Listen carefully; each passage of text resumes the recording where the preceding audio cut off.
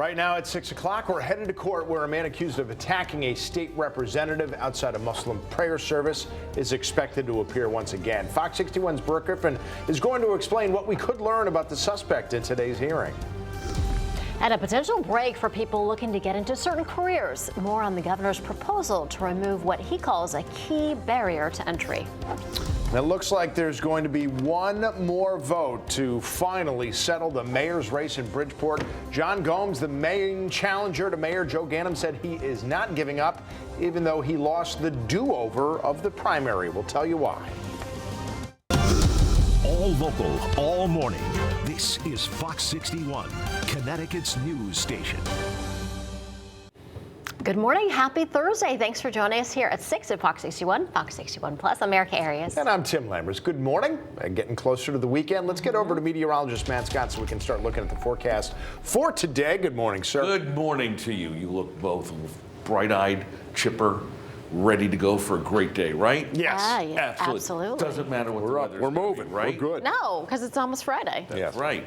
Clear sky. No, just kidding. It's cloudy again.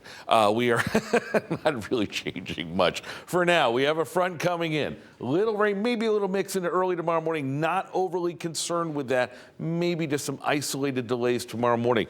But the 7-day, dry, mild, and yes, sunshine back in play, finally. It's not out there now. We have plenty of clouds again, but mild temperatures as a result. Look at this, 29 is the lowest number on the board right now. 39 in New Haven, 38 in Groton. That's in line with where the number should be for the highs. You too, Hartford, at 36 degrees. Let me show you tonight. Temperatures dropping down to the lower 30s. A lot of activity just to the south of us. It's mostly rain, but again, mainly a little mix into early tomorrow morning, and that's it for precip in the 7 days ahead.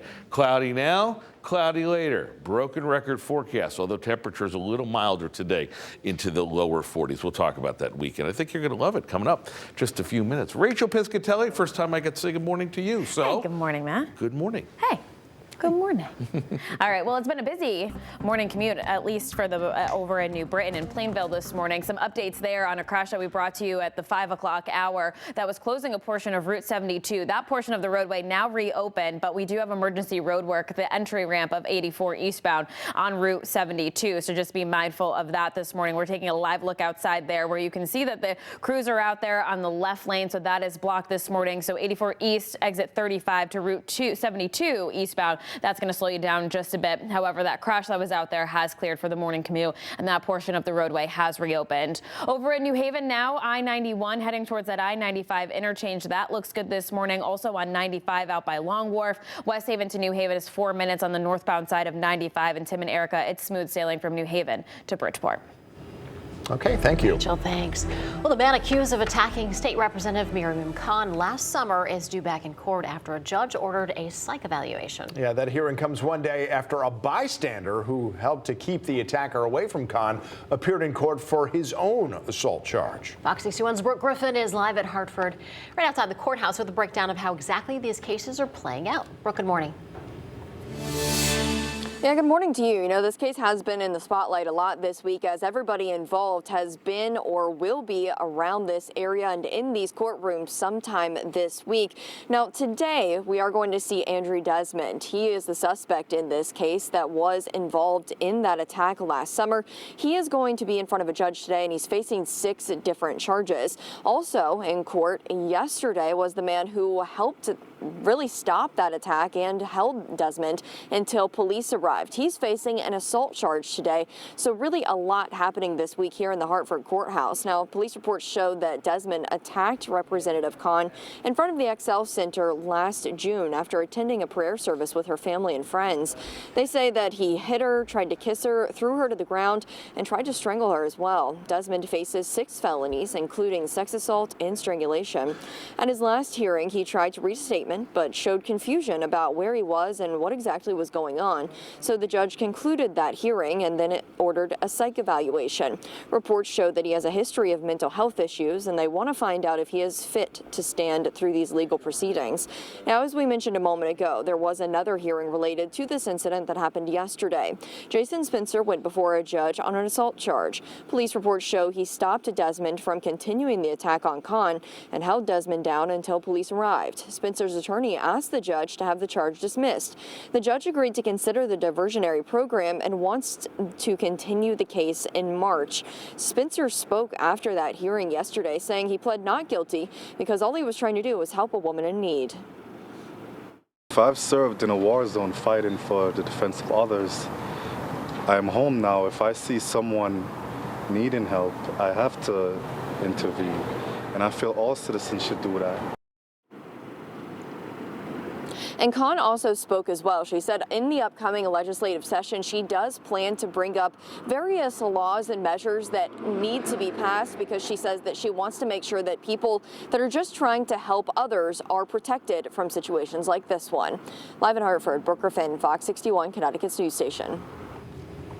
Brooke, thank you. 6:06 now. We're just 6 days away from state lawmakers starting the regular legislative session. It all begins with the governor's State of the State budget address next Wednesday. That's when he's going to outline which proposals he wants lawmakers to pass this year. So among his ideas, eliminating fees for initial license applications on certain essential job fields. This includes teachers, home child care, registered practical and advanced practice registered nurses. It's not a lot, but it's a little, and I'd like to think it makes a difference. It's everywhere from $40 to $200. We're desperately short of nurses. We're scrambling. Just at the very same time, the nurses who would, go into hell and back during COVID, then we're asking them to do double duty. The governor's office says the proposal will save workers about $3.5 million a year. And that also means less revenue that the state will take in every year. Well, today, the state treasurer wants to remind you that you might have some extra money that you lost or forgot about, or money you didn't even know was yours. This includes bank accounts, unpaid life insurance benefits, utility deposits, and other refunds. And it's not just individuals either. Businesses, big and small, might also have unclaimed property, too. Well, the state has a website that you can use to search and file a claim if necessary. It's ctbiglist.com. We've got a link to it on our website and our news app. It's free to use, and there's no time limit. Bridgeport mayoral candidate John Gomes says that he is staying in the race. That's going to force a redo general election later this month. Now, Gomes lost 3 straight elections to incumbent Mayor Joe Ganim. He's facing pressure to bow out, but he says he's preparing to run as an independent on the ballot on February 27th. Mayor Ganim says elections like these don't come without a cost. Fantasies that the Gomes campaign are trying to throw out to justify asking and forcing the city of Bridgeport to spend another $120,000 for the 4th election in 4 months. These selected people who are calling for my withdrawal to return to business as usual. No. I will tell you, as we stand here united, that will not happen. An affiliated candidate, Lamont Daniels, who ran in the November general election, says he is withdrawing from the race. As of right now, he is not endorsing any of the other candidates. Well, the Michelle Troconis trial is entering its 3rd week of testimony today, and prosecutors continue to focus on a red pickup truck owned by an employee of Fotis Dulos. They said Fotis used that truck the day his wife Jennifer disappeared. Now, a retired police sergeant talked about how they inspected that truck. He said the truck had its seats removed and they were replaced with black seats. You're about to see them coming up. Black seats that came from a Porsche. There it is. A Porsche that was found at a garage at one of Fotis's properties. It had chrome running boards and also other seats from another vehicle were located in the front of the truck. They weren't affixed or bolted in any way to the floor of the pickup. They were just kind of sitting there. Investigators also said there were more seats in the bed of the truck. Police said one of them looked like it had blood on it. And while court documents showed that it was Jennifer's blood, there was initially some confusion. Were you told the results? Yes, I'm aware that it did contain blood. Now, jurors yesterday also heard an expert with the state forensic lab who looked at evidence pulled from the garbage bags that police claim Fotis Dulos dumped in various places in Hartford. They said they found Fotis's fingerprints on a black plastic bag and on tape that was inside another plastic bag. Of course, remember, this isn't a trial of Fotis Dulos. It's the trial of his girlfriend, Trones, who's been charged with conspiracy to commit murder. And her defense at one point mentioned that Michelle's name didn't seem to be coming up in the testimony. They also said her fingerprints didn't match ones that were found on one piece of evidence. Now, the trial is expected to pick back up again at 10 a.m. today in Stamford. Of course, still a long way to go here. You can watch the testimony live on Fox 61 Plus.